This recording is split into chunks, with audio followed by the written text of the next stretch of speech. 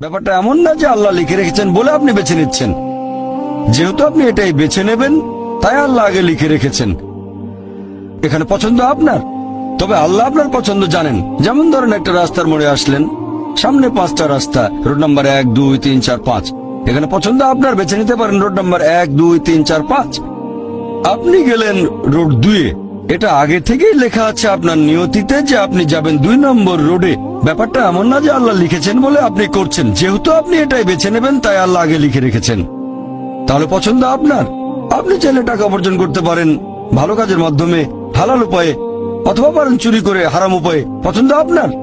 ধরেন চুরি করলেন, এটা আপনার সিদ্ধান্ত। তবে আল্লাহ আগে থেকে জানেন যে এই লোকটা সহজে টাকা পেতে চায়, তাই চুরি করবে। তাই আল্লাহ আগে লিখে রেখেছেন যে এই লোকটা 25 বছর বয়সে চুরি করবে। এখানে দোষটা কার? দোষ আসলে আপনার। তবে আল্লাহর আছে ইলমে গায়েব, তাই তিনি আগেই লিখে রেখেছেন।